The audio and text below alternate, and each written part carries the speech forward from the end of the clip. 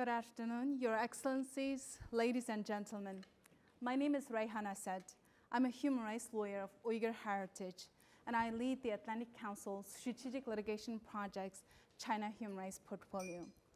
It is my distinct privilege to host this event here on the sidelines of UN General Assembly, alongside with my dear colleagues from Human Rights Watch and Amnesty International.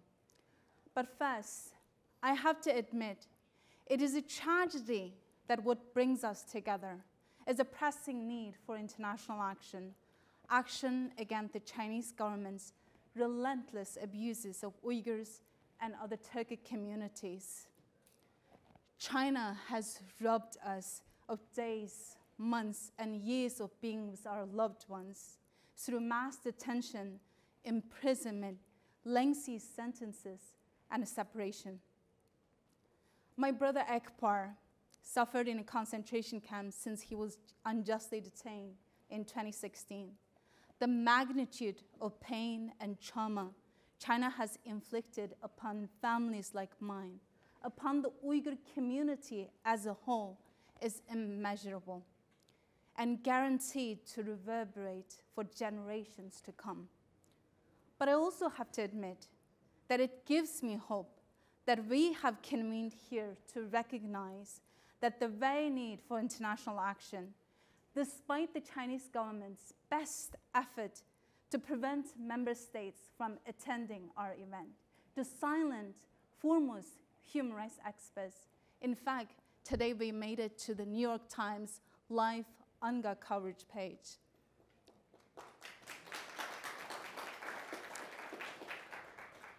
It makes me glad to look around to see many friendly faces in this room and to know that these attempts were unsuccessful. We have all come together in our defense of human rights and in our pursuit of justice for the Uyghur people. But we have so much work to do, because the reality is that China's tragedy of suppressing human rights criticism and impeding UN progress on this crisis has been largely successful. The UN's Uyghur report last year determined that China's abuses of Uyghurs may constitute an international crime, in particular, crimes against humanity. Yet, on this anniversary, justice for Uyghurs remains a distant mirage. Justice delayed as justice denied. We gather today to urge UN member states, the same nations that have acted decisively against other atrocities, to satisfy the need for international action. Do not allow the urgency of their suffering to fade from our hearts. We owe Akbar and half of millions of Uyghurs who are still in prison in China's vast camps. So now I would like to invite representatives from 3 countries to deliver brief remarks. But before I do that, I want to thank Jacob Blossom Institute for their generosity, which made this event great success. Ambassador Beth Schaack, Ambassador at Large for Global Criminal Justice, US Department of State, and Peter Loeffelhardt, Head of Division, Directorate for Asia and Pacific, German Federal Office, will make quick, brief remarks. Thank you.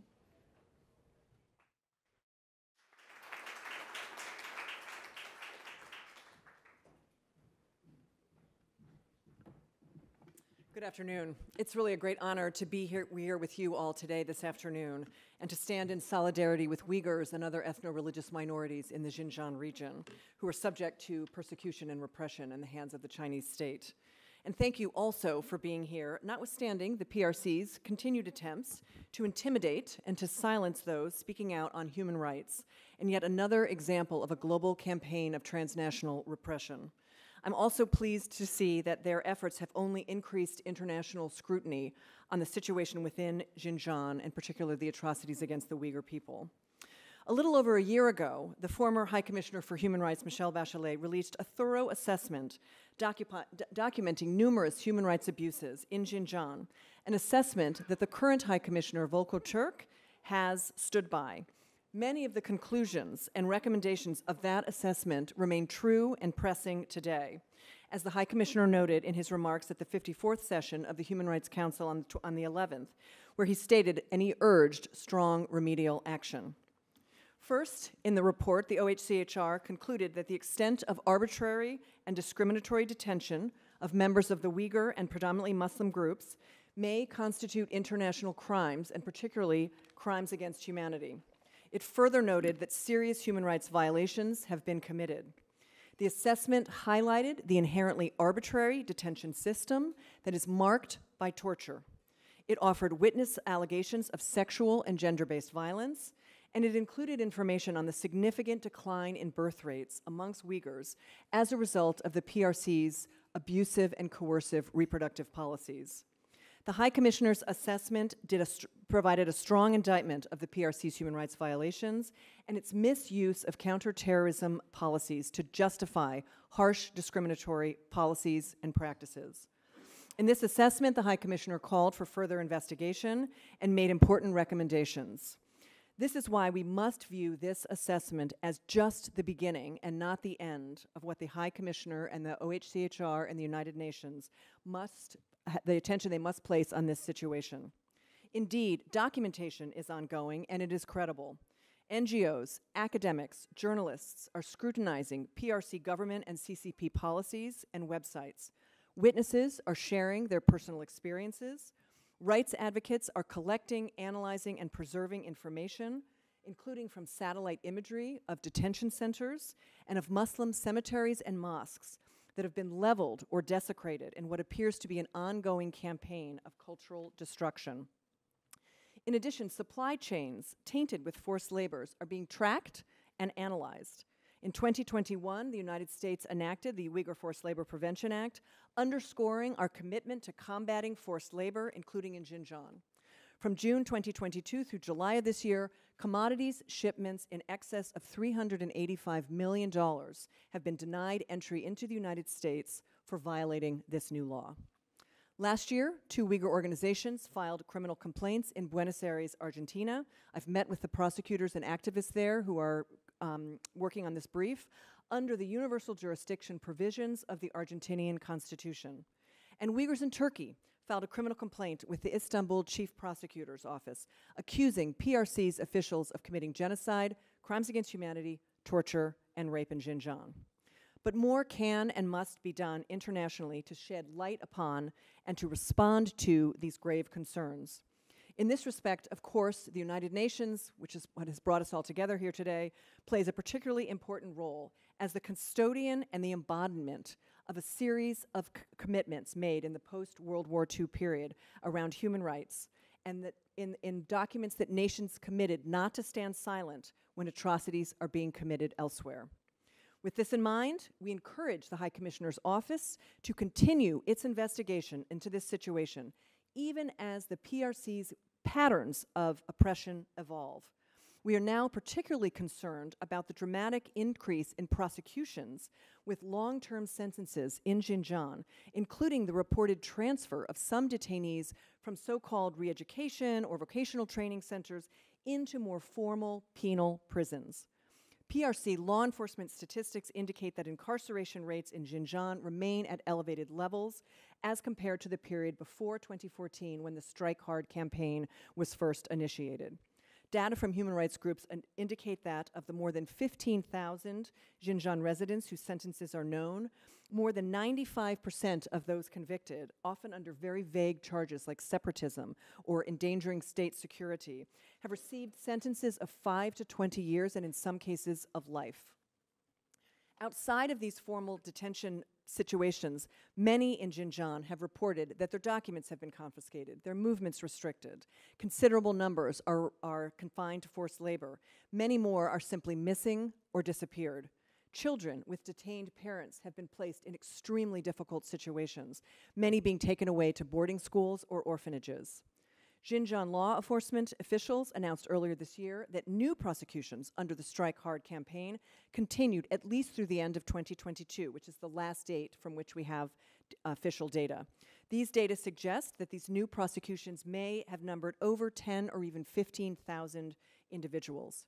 And Xi Jinping recently reiterated these policies when he returned to Urumqi on August 27th. He urged officials there to conserve the hard-won social stability and to more deeply promote sanitization of Islam and effectively control illegal religious activities. Given these continued abuses, we strongly support and endorse the recommendations in the previous High Commissioner's report. These include the demand that the PRC release all arbitrarily detained individuals, end its campaign of intimidation and coercion around the world through transnational repression.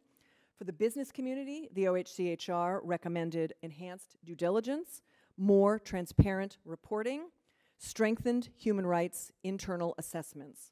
And for the international community writ large, OHCHR recommended countries refrain from sending Uyghurs and others back who have fled Xinjiang because of religious or ethnic persecution. In response to the human rights situation in Xinjiang, the United States has independently and in coordination with others, including many of the governments here, taken concrete action to help deprive bad actors of resources and hinder their ability to carry on with business as usual. Since 2020, we have designated 12 persons associated with serious human rights abuses under the Global Magnitsky Act. In addition, we have imposed visa restrictions on 7 PRC and CCP officials for their involvement in gross violations of human rights. And in March of 2021, we coordinated with the EU, the UK, and Canada to impose sanctions on several additional individuals and entities. We have imposed export controls and import restrictions on entities associated with abuses in Xinjiang, and we have issued withhold release orders at the border on products from Xinjiang that are produced with forced labor. Finally, we issued a Xinjiang supply chain business advisory to highlight to American businesses the heightened risks to businesses with supply chains and investments in Xinjiang, given the number of entities there that are using forced labor. Now, while it remains very challenging to create pathways to justice for the PRC's atrocities in Xinjiang, the High Commissioner's assessment does offer a solid foundation for further action. So we must not stand idly by or be silent or bow to PRC pressure to simply look away. The United States has chosen to name these atrocities as they should be, as genocide and crimes against humanity. And as they continue, the world must stand firm against them in both word and deed. We remain and want to reaffirm our support for those who bravely speak out, despite the very real and acute threats of retaliation. We will continue to work with the international community to promote accountability for those responsible for atrocities and human rights violations wherever they occur, including within the PRC. I very much look forward to our conversation today, and thank you all for being here.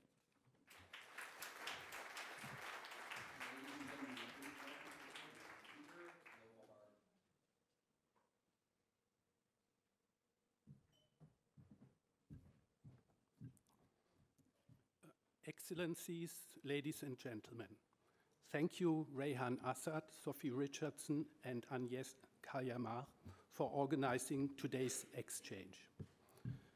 Let me start with one obvious but central reminder. Human rights are universal, inalienable, indivisible, interdependent, and interrelated. They are not subject to a hierarchy and cannot be separated from other topics.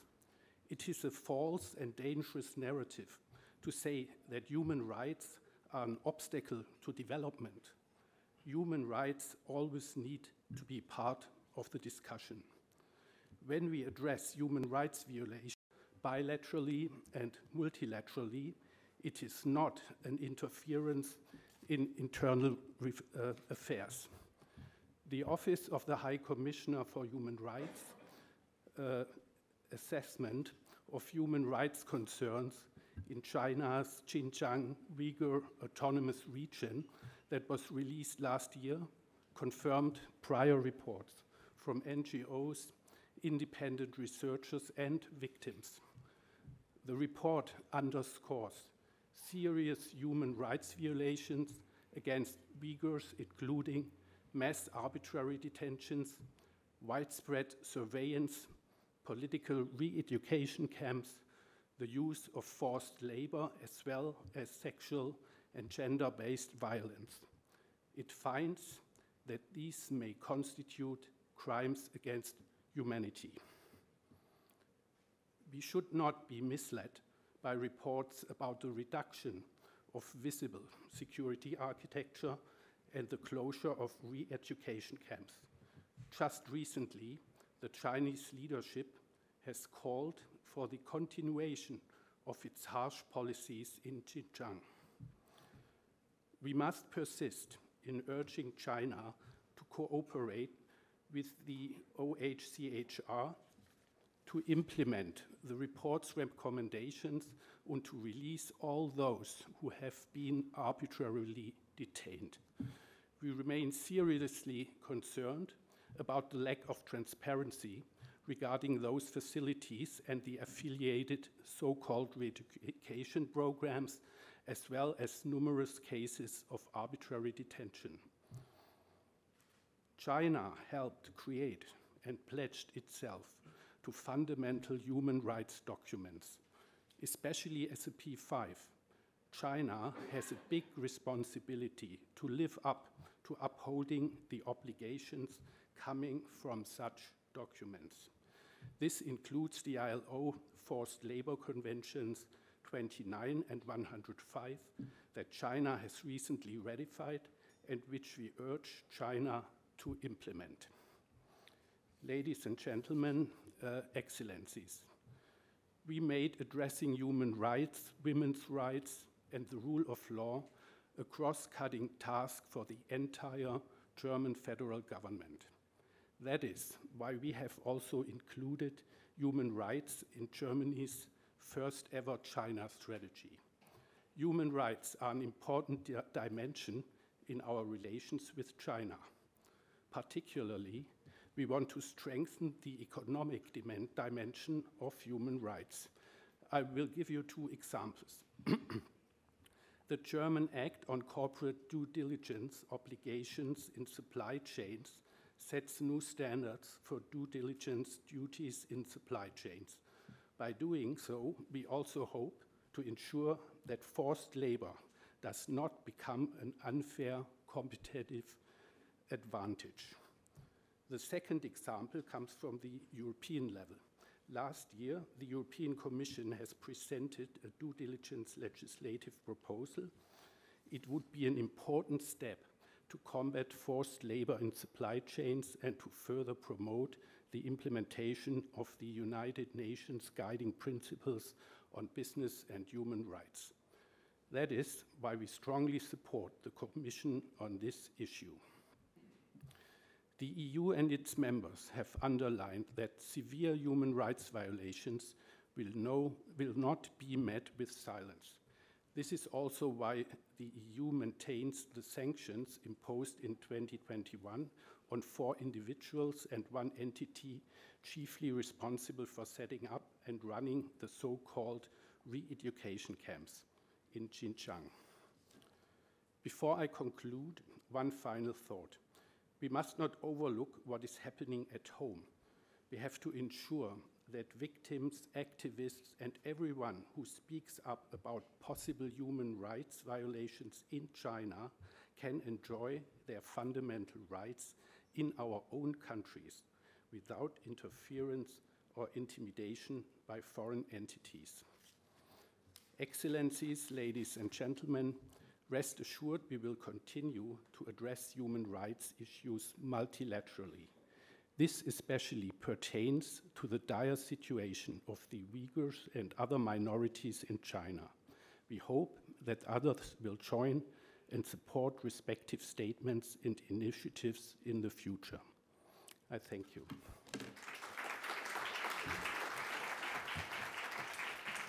Ladies and gentlemen, please welcome to the stage Belén, Martinez, Carbonell.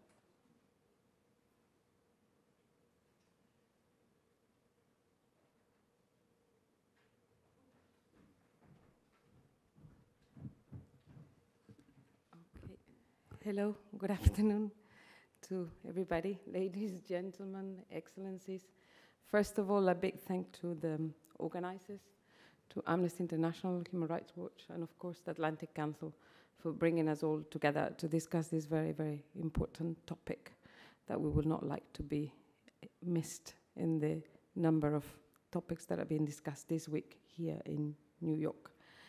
A lot has been said already, but I'm here to express the opinions of the EU, as our German colleague just referred to some of the things we're doing. For us, as for all of you, the human rights situation in China remains very serious. This has been clearly spelled out by numerous reports of the UN special rapporteurs, and also, of course, by the assessment report of the human rights concerns in China, Xinjiang's Uyghur Autonomous Region, by the Office of the High Commissioner for Human Rights, of which, as I said, others have referred, that came out just 4 days ago. During this time, there has been no real improvement in the human rights situation in Xinjiang, and it's more than a year that has passed by. The situation remains indeed very serious, even if the Chinese government is now using more refined and perhaps less visible means to oppress and control the Uyghurs and persons belonging to other minorities, with a now more pronounced focus on economic development, such as tourism. One should not be misled by these efforts. Even if some of the mass detention centers were closed down, there is a strong concern that interns in the Xinjiang prison system are being coerced to perform forced non-voluntary labor. In the European Union, we are concerned for many issues, such as political eradication camps, mass arbitrary detentions, widespread surveillance, trafficking and control of measures, systemic and severe restriction of the exercise of fundamental freedom, including freedoms of religion and belief, as well as the use of forced labor, torture, forced abortion and sterilization, birth control and family separation policies, and sexual and gender-based violence. What a long list. On the top of this, the EU is particularly concerned in Xinjiang also include the systemic and severe restrictions on the exercise of fundamental freedoms, including freedom of religion or belief, and systemic restrictions on the right of minorities to enjoy their own culture and to use their own language in private and public life, including in the field of education, which are leading to cultural erase. The EU continues to urge China to abide by its obligations under national law, including China's own constitution and international law, to respect, protect, and fulfill human rights and fundamental freedoms for all, including Uyghurs and persons belonging to ethnic, religious, and linguistic minorities across China. The European Union particularly calls on China to effectively cooperate with the Office of the High Commissioner for Human Rights, including towards the implementation of the recommendations of its assessment report and with all international human rights mechanisms. These matters were recently raised by the European Union during the 38th EU-China Human Rights Dialogue that was held in Brussels in February 2023. Rest assured that we will continue to raise these matters bilaterally with China, including at the highest political level, such as the potential EU-China summit coming, as well as in other multilateral fora, notably the Human Rights Council, the UN General Assembly Third Committee, and in our dialogue and cooperation with the Office of the High Commissioner of Human Rights, and in the context of the upcoming UPR for China. Furthermore, my German colleague has referred to the EU legislation, and the EU is committed to legislative action as well to take human rights impact related to business activities, including forced labor impact for China and for all the countries in the world. EU law already requires EU companies to carry out due diligence in certain sectors, such as the regulation of conflict minerals, and to report on the sustainability aspects of the operation, such as the directive on non-financial reporting. The directive on corporate sustainability reporting entered into force already in January 2023, requiring large companies to report on the full range of sustainability issues, including environmental, social, and human rights and governance. Reporting standards were adopted in July 2023, so just a few weeks ago. The Commission put a proposal on the table, as mentioned earlier today, on corporate sustainable due diligence, and it was presented in February 2022, and it's in its final stages in the legislative procedure, and we think that it will come to a final conclusion before the end of the year. That's the efforts that the Commission, Council, and the Parliament are working on. In September 22, the Commission also adopted a proposal on EU forced labor regulation, which will lay down a provision of making products made with forced labor available on the European Union market and exporting them. The proposal is undergoing legislative procedure, is a bit more delayed because it came a bit later, but the institutions are working hard to get it adopted soon, and we think it will contribute to eradicate forced labor from the value chains. With all this, we hope we can support the external dimension of our supply chains originated in third countries. The European External Action Service, which the institution where I work, is working hand in hand with the Commission to ensure the consistency of these initiatives with the overall EU external policies and its effective implementation in relevant areas, including all the work that we do in third countries. Thanks a lot.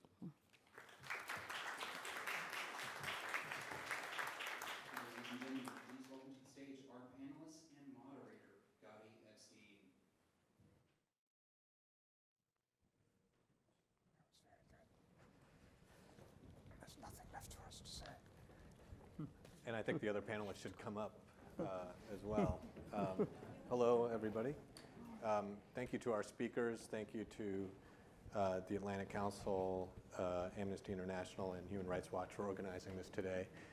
I'm going to very quickly, we want to jump into a discussion, substantive discussion here, so I'm going to very quickly run through our panelists. Rehan Assad, you've already all met. Agnes Kalamar, the Secretary General of Amnesty International, Sophie Richardson, Joint Director of Human Rights Watch, Zaid Ra'ad al-Hussein, the former UN High Commissioner for Human Rights.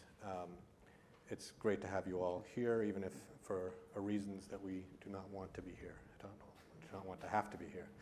I'm going to put the first question to Agnes, which is about why we have to be here. You know, I think the stories about Xinjiang have faded a little from the headlines or from the front pages.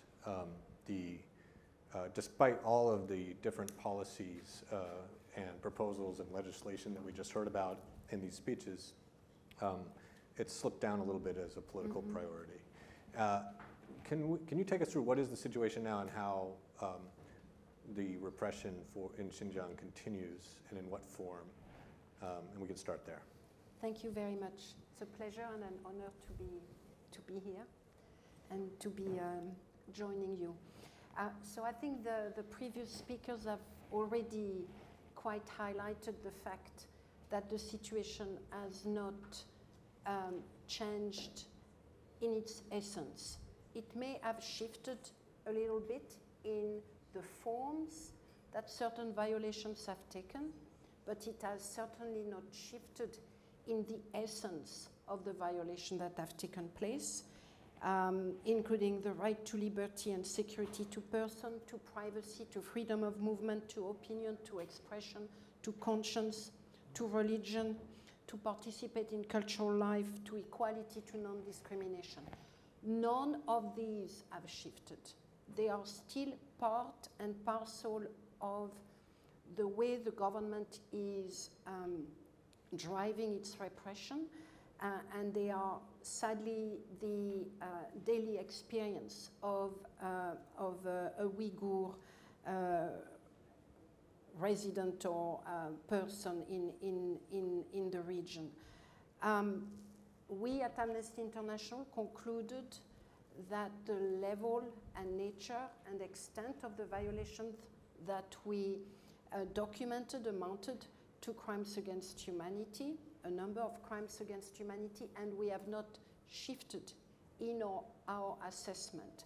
So yes, while certain aspects of the violations, the fact that some camps may have been closed down, or indeed that we are not hearing as much, however, this has not, in our opinion, impacted on the reality, which for us constitute crimes against humanity. Allow me to just highlight one of the change in the violation, which I think is quite important, and all of the speakers, in fact, have mentioned it. It is the fact that we are witnessing more and more arbitrary detention, the shift of individuals into formal prison, and the number of trials against individuals seems to be really, I say seem because we don't necessarily have the full information. So we have at Amnesty International documented cases of a student who was detained while home on a school break, and she was charged on promoting extremism for merely sharing a video on social media. We have another example of a student tried for separatism after more than a year in pre-trial detention. We only hear about the fact, several months after they occurred. We do know, though, that this last individual has been initially sentenced to 5 and now to 10 years in prison. We know, based on the information that we have gathered, these are only 2 examples, and that these are the tip of the iceberg, and that the multiplication of those cases indicate that the conditions for human rights violations to continue and to recur have remained. And that was one of the conclusions of the OHCHR report.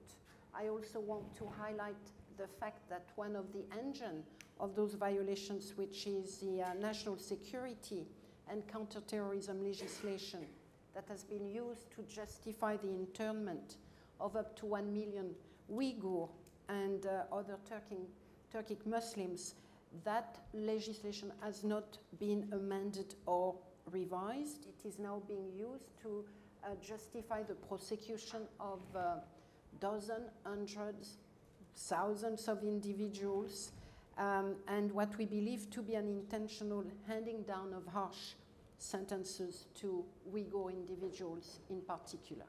Yeah. Sophie, I want to follow up on some of that.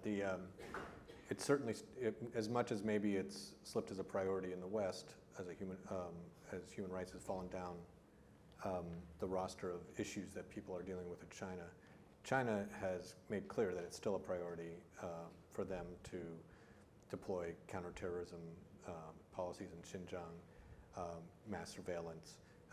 We just had a couple examples of how much they considered a priority. The Xi Jinping just visited. You're holding in your hands a letter that you've been underlining. Why don't you address both of those and other developments that have happened in the last year that strike you? Sure, Gadi, thanks. Gadi busted me underlining this copy of the note verbal that the Chinese government, the mission here in New York, sent around, I think, over the weekend to missions here, strongly recommending that they not participate in this anti-China event. Look, any government that's going to go out of its way to bother doing this, first of all, has no business sitting on the UN Human Rights Council, but also it's essentially confirming that it's got a lot to hide and it knows it. And part of our purpose here this afternoon is to talk about the facts that Agnes has just set out, but also to do this because we can, and because they don't want us to, and because Uyghurs can't. And our job as independent civil society is to keep holding and defending this space until Uyghurs can do it themselves at home. But yes, Gadi, you're absolutely correct. Xi Jinping made a stop in Xinjiang a couple of weeks ago, essentially to assert that he intends to continue committing crimes against humanity in the region. The Chinese government wants to get you to believe that its policies are now normal. Literally, the term that's being used is Changtaihua, normalization, that the focus on economic development and security is consistent with a strategy, of focusing on jobs for people rather than harsh crackdowns. But I think, Agnes, as I listen to you talk about the list of all of the things, the kinds of violations we all continue to document, let's talk about what hasn't happened in this region. Have we seen mass releases of people? Have we seen people be able to contact their family members freely? No, we haven't. Can we see evidence, for example, of even Chinese officials and security personnel complaining online about the number of people they're still expected to question and detain on a weekly basis? We have. So I think it's very clear what the government intends to continue doing, both domestically to produce the kind of situation that it wants inside the region, but also to manipulate the perceptions and the conversations internationally. And I think it's imperative that we keep challenging that. Well, and I want to, I think we all are grateful that you guys are all here and in such numbers, showing that you clearly disregarded the advice of the Chinese mission to the UN. And to the point about their attempts to intimidate, I think another priority of China that continues is transnational repression.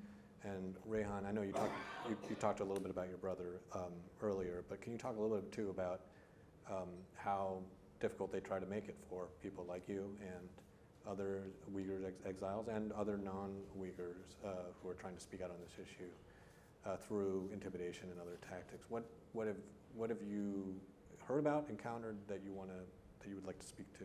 Yeah, thank you so much, Gadi. When we talk about the Uyghurs we must speak up on their behalf. One thing we also need to remember that resistance can be in different forms and shapes. Uyghurs are resisting even within the camps, and I want to make sure that we don't reduce their agency. I think that in the camps there are some of the victims, they try to remember a poem by one of our beautiful Uyghur poets and transmitted that to share the pain with the international community. And that for me is a resistance. And the fact that despite the sheer pain and trauma, but also states control in the camps, they're surviving, that for me is a form of resistance. So people like me outside of the camps who are part of the diaspora community, but also civil society, it's incumbent upon us to be their speaker, to be their voice. But it's not been easy. China makes sure that's not easy. And every time when an Uyghur person speaks, there is repercussions. Sometimes people are too afraid to talk about what's happening because the cost is one that nobody can imagine unless you are the Uyghur, right? Like sometimes your conversation, even if you had one with the rest of your family, potentially outside of the camps, that could be cut off short. So people are often trying to, even when they do advocacy, they're walking on a tightrope because they don't know what comes next. So we're using not only our body as a form of resistance, we're risking even our lives here. That's why it's called transnational repression, international repression beyond its borders. Uyghur Americans living in America, they're still subject to China's long-arm reach. And what they are using is our families, our loved ones, their lives. They're literally keeping them as a hostage. So there has been so many ways. I do say that Interpol is one of the mechanisms China has utilized in its international repression. We do have Uyghur activists, Uyghur human rights defenders who were just transmitting to different countries. Morocco is one of the examples where they ended up being detained. And China used that so masterfully. And these international institutions are supposed to protect human beings, not to lend itself as a tool for international repression. So those are just mere mechanisms.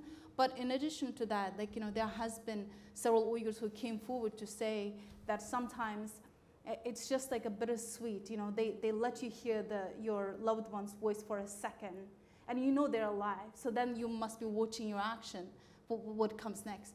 So these are incredibly inhumane. It's very depressing, but outrageous. And none of that meets the definition of any international norms and laws, and China is breached. So I think there has been a discussion about codifying these kind of state action that is taking place outside their borders as transnational repression and making it part of the international system of accountability, and being very much a big supporter of that moment. Thank you, Rehan, for talking about that. Zaid, 1 year ago we sat here, I believe might have been the same stage, and I asked you what advice you would give the new High Commissioner for Human Rights, your successor's successor, Volker Turk, and you said, hit the ground running, basically. Be aggressive right from the start. Otherwise, you'll get mired in, delays, inaction, and you only become fearful to act later on if you don't start out right away. So it's a year on. We've had the previous High Commissioner's report that she dropped on, basically her last hours in office. How would you grade, Volker Turk has had a year to work with that. How would you grade his first year? Okay, so first of all, it was Ken's advice to me when I became High Commissioner to hit the ground running. Pointing to Ken Roth, former Director of Human Rights Watch, who's here in the audience. So listening to the long list of abuses that were enumerated in the interventions that came before me, it's in one way hard to reconcile the suffering of the people in Xinjiang, the Uyghur community, with the opulence of this room. And I thought to myself, well, how do I square that with something more manageable? I don't know how many of you know St. John Francis Regis. He was a 16th century Jesuit in France, and he comforted those placed in a vulnerable situation. So I justified to myself that this is the appropriate place to deal with this case if we bring any form of relief to people who are suffering. So you asked me to what sort of grade would I give the High Commissioner? Well, I do teach at the University of Pennsylvania, so I do grade a lot. I would first of all say, see me after class. What no student wants to hear. I think it is going to be very difficult for the High Commissioner in the next 2 years, simply because, again, as was mentioned earlier, you're a High Commissioner for Human Rights for the UN, which means you're the ambassador for the rights holders, which means you sort of represent the views of the survivors, those placed in a vulnerable situation most of all, but all rights holders. So the language used in the High Commissioner's speech in item 2 last week was my office highlighted a year ago, the concerns in Xinjiang require strong remedial action by the authorities. And that's it. So what would we give a grade like this? Or what sort of grade would we give for something like this? An alternative text could have been, in the absence of a strong decision or a decision by the Human Rights Council to create a commission of inquiry, to further examine, or to create a IIIM to further examine and refine the evidence brought before the international community, OHCHR reappoints an investigation to collect the evidence, to seek access, and I will continue to press this publicly. Why can't something like that be said?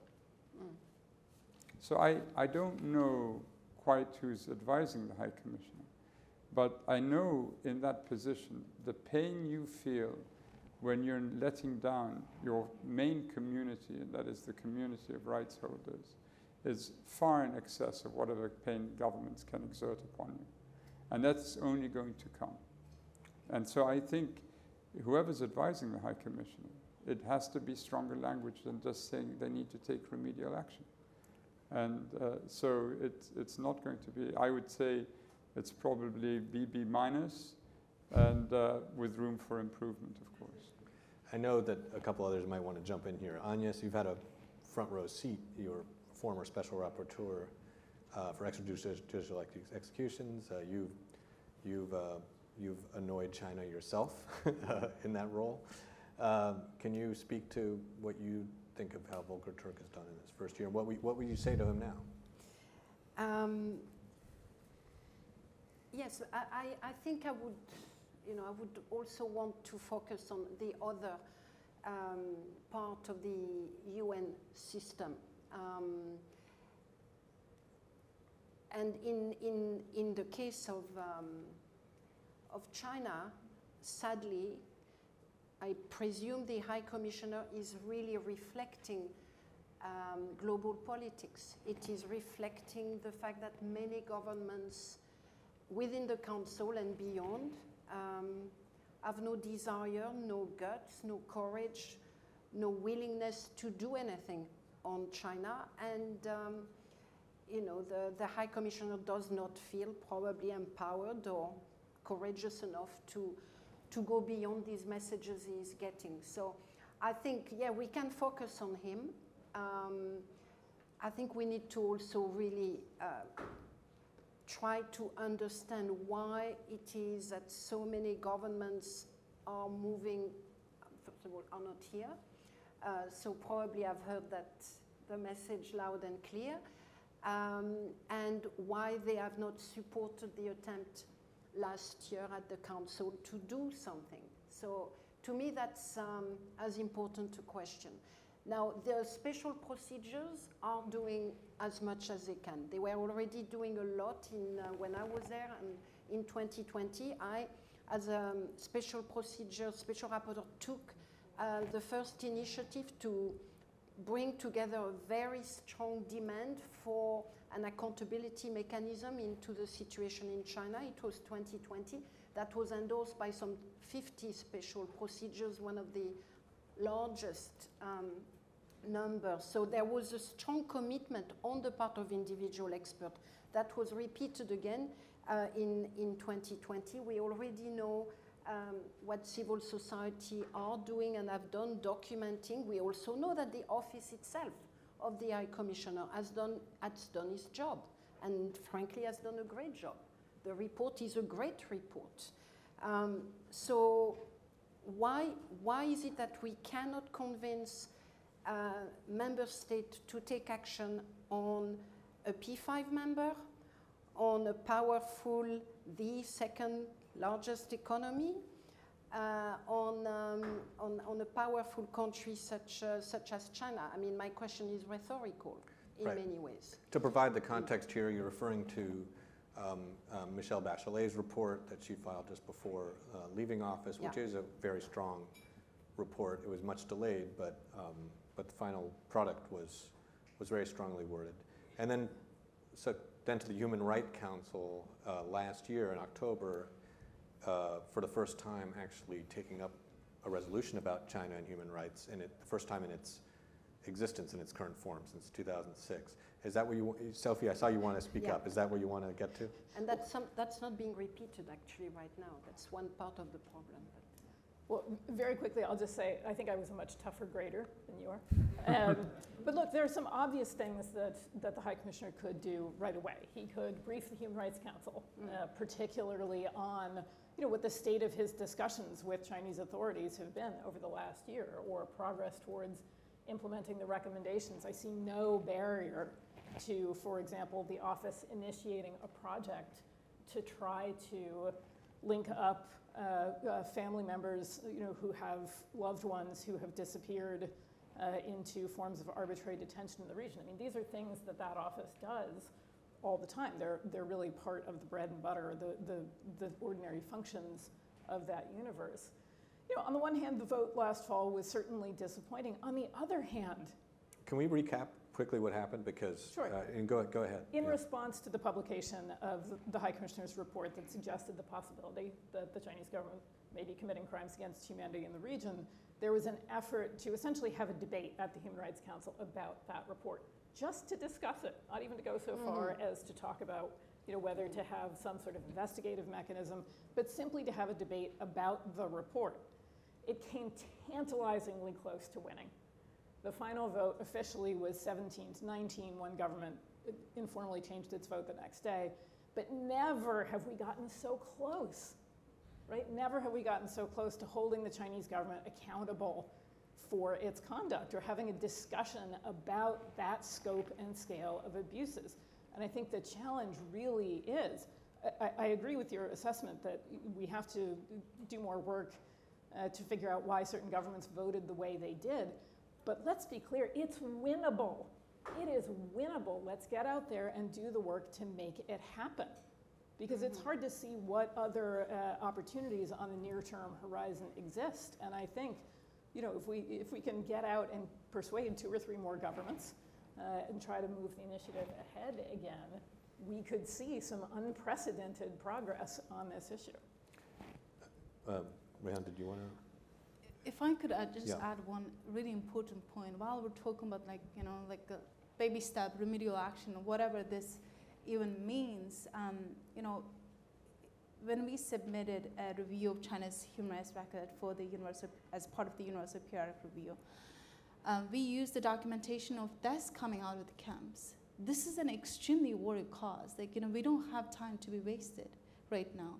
Every day there's somebody, in fact, there are people who, with pre-existing conditions as well as disabilities, absorbed into the state's oppression. So what's going to happen to them while we're still trying to debate what's happening, or where we're still trying to plead to the member states to take more action? And funnily enough, when I meet member states, like individually, everybody express, we're with you. But when it comes to vote, we don't get the same support. And ultimately, it's that China is putting more pressure. But this is a collective action problem. Because everybody, this is a prisoner's dilemma 101, textual definition of that. If each state is afraid, then there won't be action to be made. But we're all together, every state. And I've been meeting with African blocs or different blocs, and this is very important. So I really hope the High Commissioner start to take this very seriously, because as a Uyghur, what I see is I don't know, what would be the remains of the Uyghur society? That's the kind of things that keep me awake at night. That's the kind of pain that I go to bed. So, so if I can speak for the many Uyghurs who are suffering, we cannot wait any longer. We want action. We want serious action. We want a vote to be put on the floor in the next Human Rights Council session. We want fact-finding mission. We want commission inquiry. We want missing person mechanism. We want our people to be accounted for. All sounds reasonable. Sophie, are there other actions that have been taken in the last year? I mean, are there things that we can point to as, we've heard a little bit of mention of some special procedures work, that we can point to as progress on the issue, or? Do you mean at an international level? No. International level, yeah, or state action. Well, I think certainly the special procedures have been very strong and very helpful. A number of governments have certainly found ways, not just of speaking up, but of recognizing, I think, both what the community is struggling with, but also actually taking steps like prosecuting transnational repression, which I think is important. But Beijing is willing to spend enormous resources to keep this conversation from moving ahead. And if you look down the list of all of the governments and some of the international organizations that have been taken on highly choreographed visits to the region in the last year, I think it's not an accident that it is an effort particularly to ensure the voted outcome Beijing wants at a body like the Human Rights Council. And it has obviously put in play various propaganda efforts around its own effort to be reelected to the Human Rights Council. We take the position that a government that is committing crimes against humanity and, frankly, doing things like this has no business being on the council. China is up for UPR in a couple of months, the Universal Periodic Review, the process at the UN where all member states' records are reviewed. And we've already begun to document efforts to keep independent civil society from participating in that process. So Beijing is investing considerably in preventing scrutiny. And I think the real challenge, especially for democracies and some of the swing states at the council, is to be aware of that and both to respond to it effectively on behalf of victims and survivors in the council, but also to do a much better job of protecting the ecosystem of UN human rights agencies as a whole. Beijing is clearly trying to undermine these. And one of our fears is that if governments don't focus on protecting that system, that 10 years from now, we're not really going to have much of a system left to talk about because it will have been so gutted of the idea of holding states accountable or a role for independent civil society. It'll just become sort of a universe of talk shops. Jay, do you think the direction of geopolitics is moving in the direction? I mean, is China succeeding in drawing attention away from human rights towards these other bilateral and multilateral issues that they've kind of drawn other states into thinking about and sort of obviously the U.S.-China relationship has been quite tense, and there's been a lot of focus in recent months, especially on trying to reset it. Do you think is that coming at the expense of focusing on human rights, or is human rights being absorbed into the new normal, like a kind of a recognition of China's human rights atrocities in Xinjiang? Is that sort of already absorbed into the new normal, and so it's not so dispiriting? Or how do you look at that? I seldom hear the question wrapped with the answer all in one intervention. You answered the question for me, Gadi. Look, it's undeniable that China has succeeded in muzzling, many countries who would otherwise speak. The danger is, of course, that unless you have moral consistency throughout the UN system, and with countries, being in uproar over a situation in one geographic location and then utter silence in another, it's not unnoticed by everyone else. And what happens is that it unleashes a poison that basically renders the international system extremely weak. When speaking about climate change, and I've done a lot of that today, and I've spoken a lot about the pandemic, I contrast those systems, which are very weak when compared to human rights. What we have in human rights with the Universal Periodic Review, the Human Rights Council, the special procedures, the treaty bodies, with the linking up with national human rights institutions, regional bodies, regional courts, is an elaborate and really strong system compared to what we have in climate, what we have in health, and in other parts. But if the member states of this, of the international, or let's say of the UN, are not taking care to preserve the human rights system, the one sort of emblem of how one could do things, then much else will begin or continue to rot. We speak, just to sort of contrast this, we speak of, having some sort of regulation on AI. When the scaffolding is so weak everywhere else, what on earth makes one believe we can do that? Or prevent the eruption of new conflicts? And so where are we headed?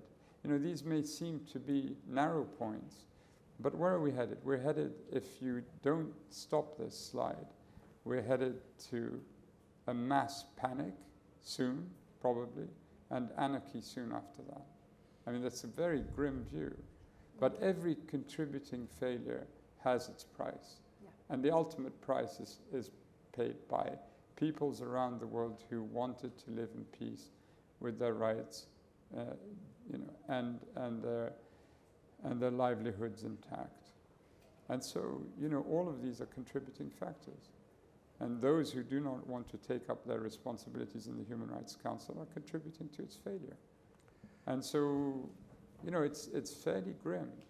And I honestly, Gadi, sometimes I turn up on panels and people say, oh, you're such an Eeyore, and it's so negative, and you need something to, improve people's morale. And I said, well, if people want to feel better, we should, I suppose I can recommend medication, or we should all be medicated or something. But the facts are the facts. And the truth is there. And I think, I meet with a lot of young people the whole day today. And they all sort of want to speak out. And I said, speaking out is not saying something that everyone else is saying. It's speaking when no one else dares speak, like Agnes Callamard does all the time, and Sophie.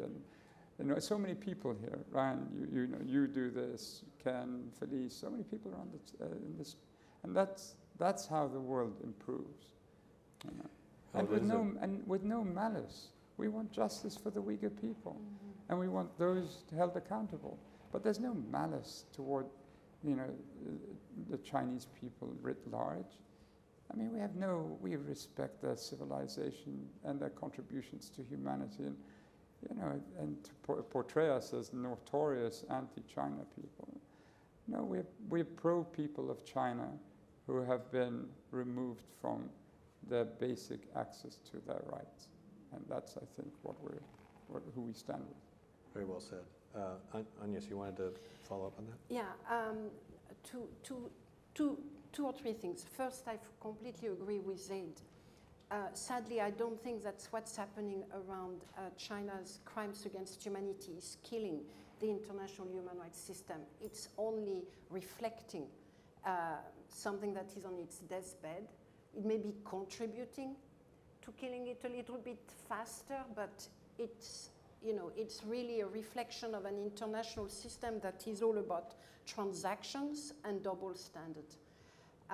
So that's, you know, and that's also part of the explanation, in my view, as to why some states are reluctant to take action, not just because of the pressure from China, but because they don't want to be part of this zero-sum game between the two countries that are vying for hegemonic, you know, power. So that's the first thing. The second is that it does not mean that nothing can be done. I think China really doesn't like when the situation is talked about openly, publicly, when we have reports coming up, when journalists talk about the situation in, of the Uyghurs or other situation in China. And maybe there has not been enough of that over the last 12 months. So I think we really need to call on all actors who want to do more to use their platform and to use it much more powerfully and effectively than they may have done thus far. I think with a few exceptions on the part of human rights organizations and the Uyghurs themselves, the last 6 months have been a bit quiet on the side of the media, governments, and so on. It's not a reproach, you're doing quite a bit, but I'm just saying, you know, putting out information and reports, really, the Chinese, like every government, don't like to have their image and reputation, you know, put for everyone to see. Thirdly, I think we need to really challenge the fact that right now, for international justice to be delivered, you need too many nation-states involved. There is not enough autonomy, there is not enough mechanism that allow for international investigative, an international investigation to take place. Yes, special procedures can do that, and maybe we should invite them to do more on China, actually. I think that's one thing that, in addition to doing those joint statements, call on them to do some more reports. They don't need to be invited by China to actually do a good report. I've done something, and I know it can be done. So, not on China, but never mind.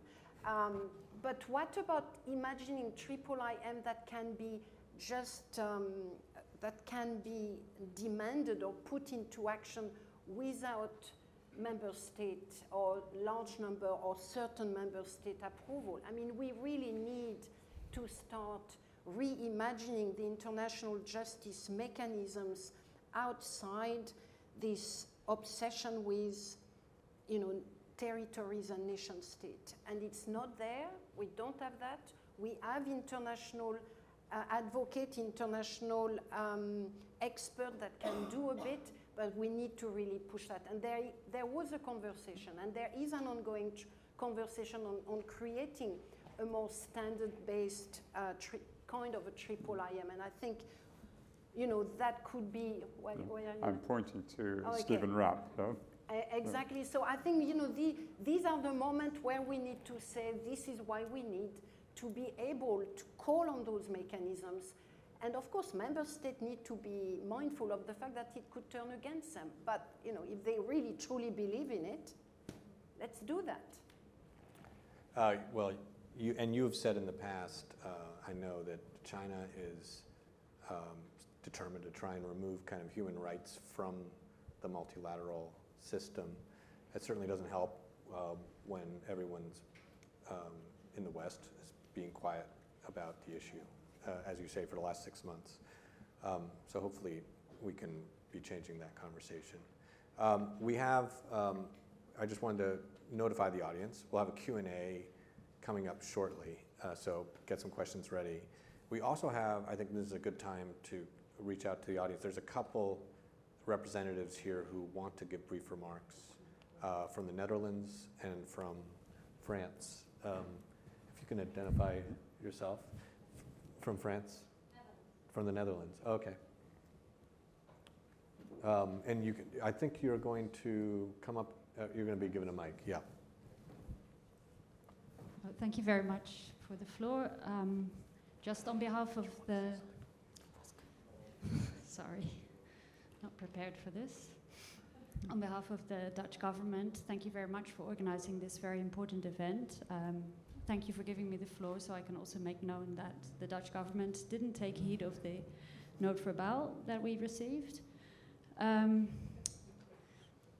role of your organizations keeping the light on this important situation is crucial, so thank you again for this interesting panel. We've taken note of all the important comments that were made. The UN report of last year remains the important basis for the Netherlands. The vote result regarding the resolution in the Human Rights Council last year was very disappointing for us. The Netherlands sees the Human Rights Council as the best place to provide further follow-up to the report, but it's important to keep voting ratios in mind. We are looking at other options as well with like-minded countries to give follow-up on the report. This is a challenge, and that would be my question to the panel as well, if you have any input or ideas on how to do this. It's important for us that we give space to the Office of the Human Rights Commission. Mr. Turk will come to the Netherlands next month, and we will also discuss with him what options he sees to keep this situation on the international agenda. And we have once again taken on board the valuable comments of this panel about the High Commissioner. So we'll take that on board in the conversations. Thank you very much. Thank you. And do we have a representative from France? Yes.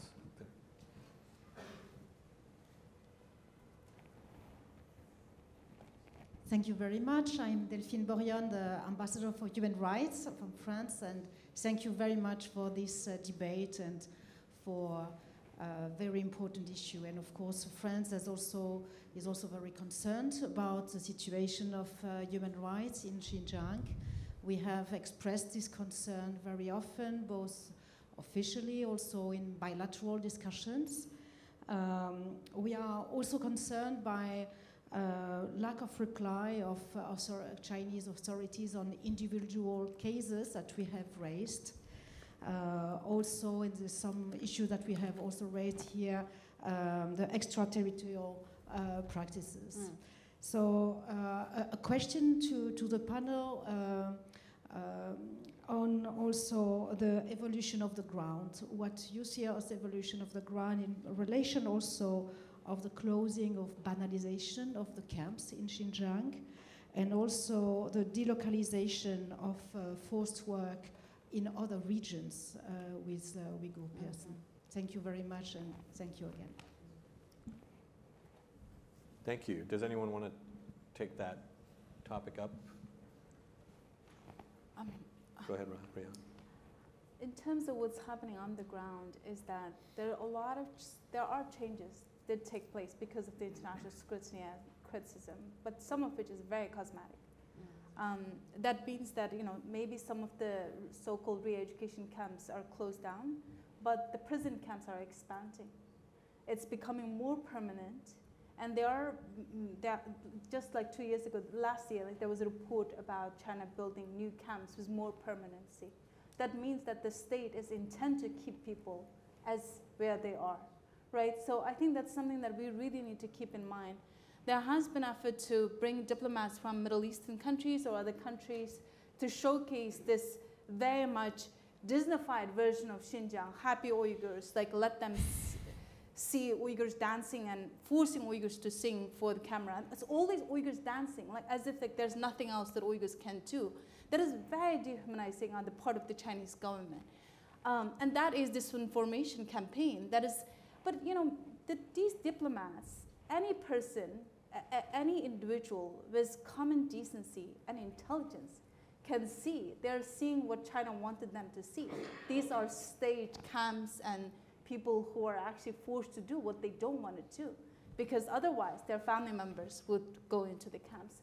And if you're producing a report based on that, you are being complicit and enabling the Chinese government to continue the oppression. And last thing I would say on the representative from Netherlands, Netherlands has been a great advocate for many oppressed communities, especially for Syria. You are leading the accountability for Syrian community, and we look forward to seeing more for us as Uyghur community. It's been really falling on the civil society to do more. Journalists has done their work. We had independent Uyghur tribunal who also came out with their decision. And member states, especially Western democracies, I really hope we stop paying lip service to the Uyghur community. We don't want mere words, we want real action. That requires the Western democracies also discuss with other member states who abstain from voting. I want you to have a bilateral meetings, make sure survivors and Uyghur advocates, part of that discussion, let us convince them with you. Because this impunity that we are creating is creating hierarchy of the victims. You know, one victims can better coverage, they get better accountability, and you know, you end up pitting victims against each other. That's not the kind of world that I want to see. I want victims to be supportive of each other. Because at the end of the day, repression, how it feels on us, are exactly the same. Thanks.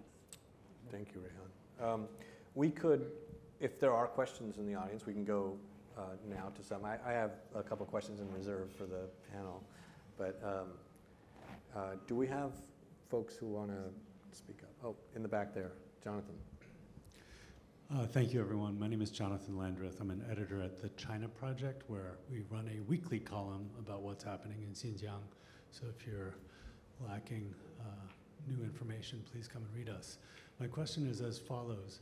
If the ICRC, which has an office in Beijing, can help Ukrainian families reunite with lost members in cooperation with Russia, why can't the ICRC work as a neutral party with Beijing to reunite Uyghur families in the diaspora with their missing loved ones?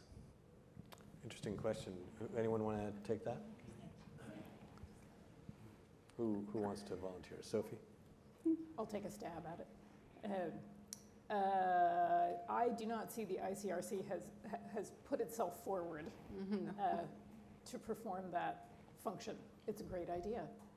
I'll leave it at that.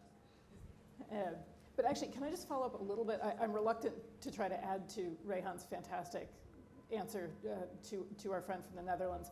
But I do also want to just add that in terms of what else governments can do and what else the High Commissioner can do, I mean, certainly go back to all of the sources that you've already mined for what may have changed in the last year. But I think the reality is that governments have the ability to access and obtain certain kinds of information that we don't. I mean, I will point out that there are not insignificant open source databases out there that I think have yet to be fully mined that have useful information about what's happening in the region.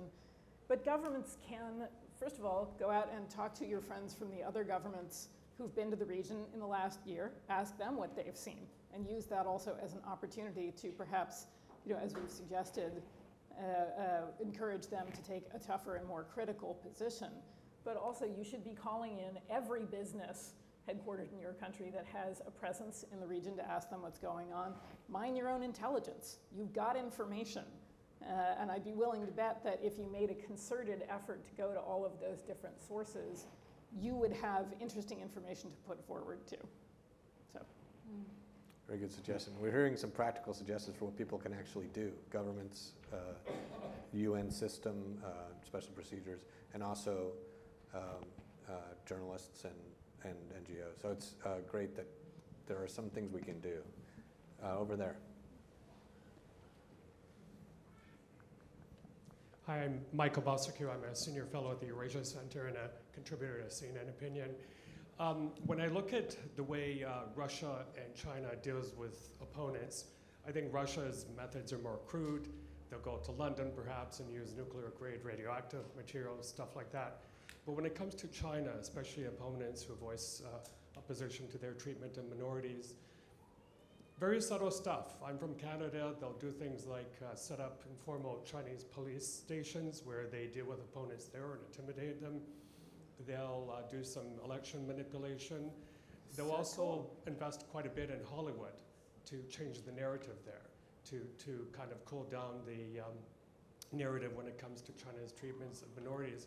I'm wondering if we're going to be seeing a kind of increase in this type of Chinese behavior, because it does have a chilling effect, I think, at the end of the day on a lot of opponents. And what you said there about speaking up, that it's very important, especially if other people are not speaking up on these issues. Wondering if you had any views on that. Thank you.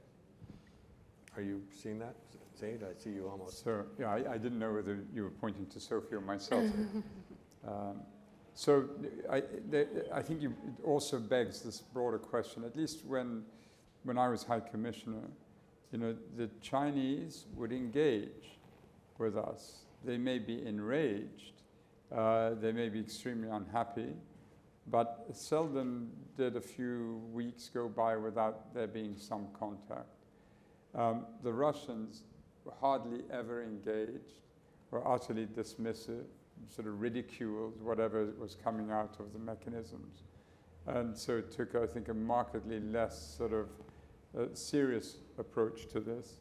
So we felt with China, as Sophie was saying, of course, acutely conscious of how their image is being presented.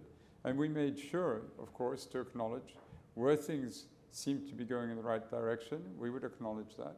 And where they were not, we would also, point it out. They have this argument, of course, that it's a violation of their sovereignty. And it was a similar argument that was put forward by apartheid South Africa, which the Organization of African Unity roundly denounced, and it was denounced in the General Assembly, that a sort of criticism of one's record is not tantamount to staging a coup inside the country. And so the idea that you somehow you are violating the sovereignty of a country by holding up a mirror to it is rather bizarre, and they could never offer a legal argument why we ought not to be doing this. I think Agnes's point about whether OHCHR, if it had the funding, just set up a IIIM on its own. I mean, I like the logic there, because unless prohibited by a specific mandate, you could probably do it. And the High Commissioner would just have to ensure there's funding, and it would have to be multiple sources, and then in time could be incorporated into the other structure. Mm-hmm. And that, I think, is something worth exploring. Let's take another question. Let's see if anybody has. Go ahead. So I'm Jonathan Bass from Jewish World Watch and Simon Wiesenthal Center. So we sponsored the first two Uyghur women who testified in the China Select Committee, in front of the China Select Committee. And surprisingly, one of them, after she testified, her family was targeted in China and killed. So when you say, why don't people speak up on behalf of the diaspora, it's because those families are targeted. I was with the head of the UAE China Commission on Trade, and he was a Uyghur, and when everybody left the room, he said, I'm grateful for what you guys are doing in America. We just can't do it here. I have 800 family members, and if I say anything, they target my family members immediately. So I think it's difficult for the diaspora outside of the US to speak up. We honored Nuri Turkel, who was the Uyghur head of USURF in LA at Warner Brothers Studio last year. And the Chinese sent operatives to the event to photograph and monitor each person that attended the event. So they're here, they're everywhere, and they do take action against it. So how do we get our government to stand up and protect these Uyghur families in a louder way?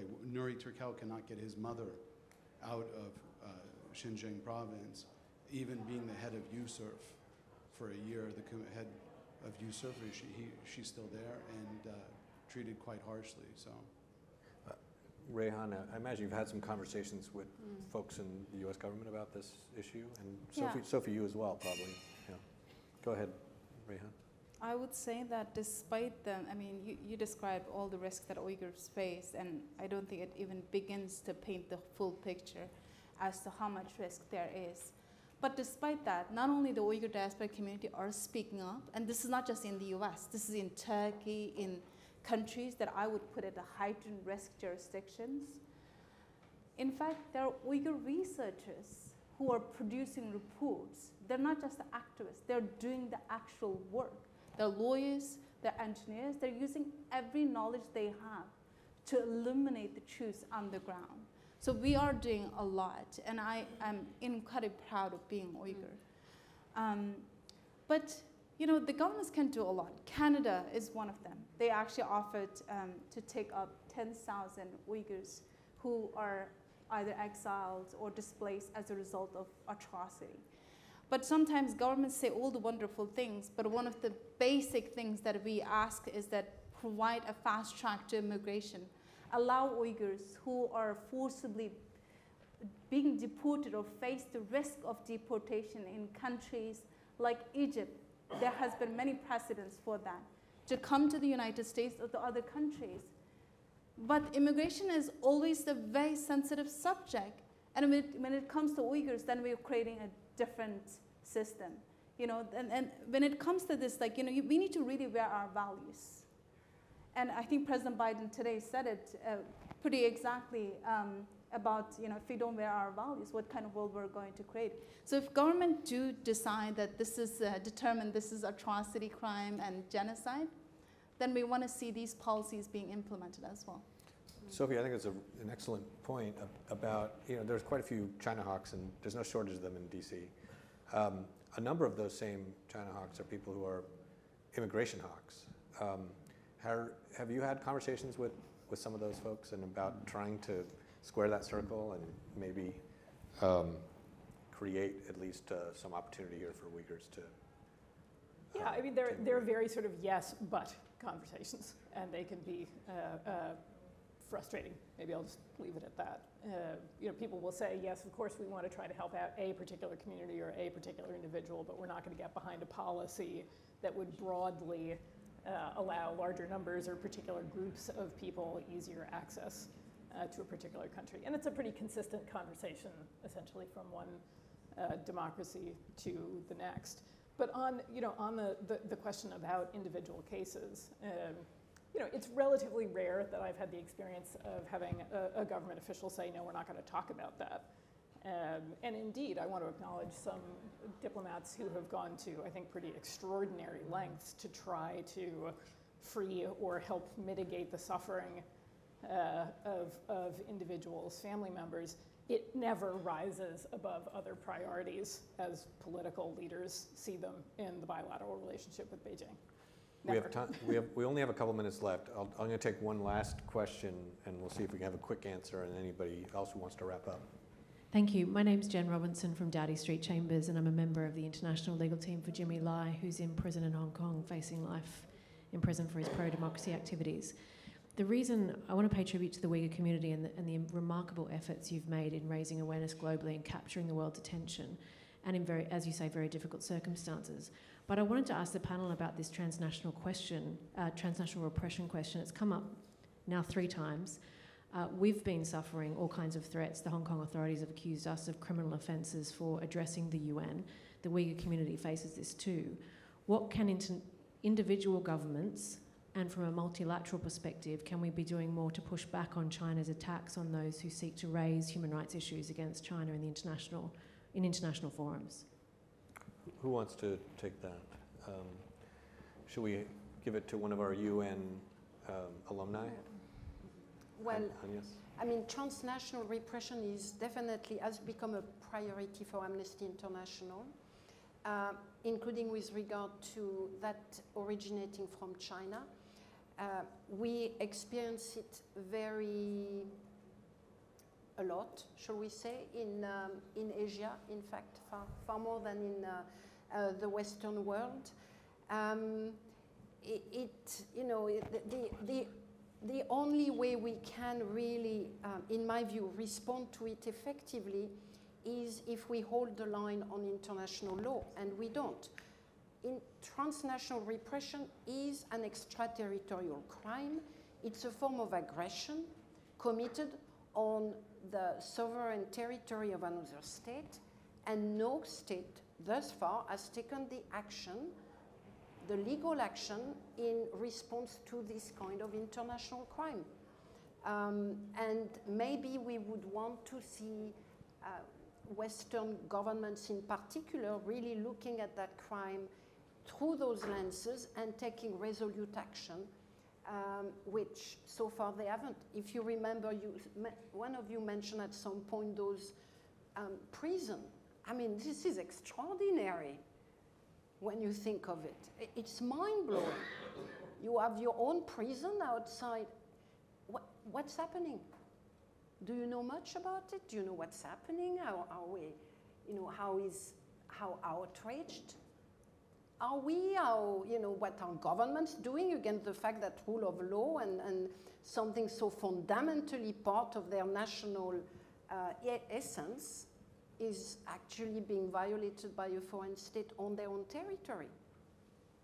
And yet so little is being done. So, you know, it is, the world we live in is sadly one where realpolitik dominates at the moment and where the power of China is impacting, including in many territories or many countries or governments present here.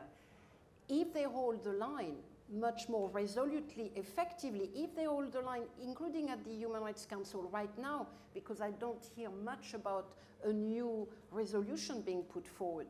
And yes, maybe they're going to lose, but we cannot just be doing things because we're going to win.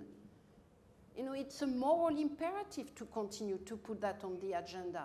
By not doing it just because we may lose, we may not have the point, we may, because of our economic interest as well, you know, I mean, we need to decide what it is we really want, what kind of world we want to live in and leave to our children.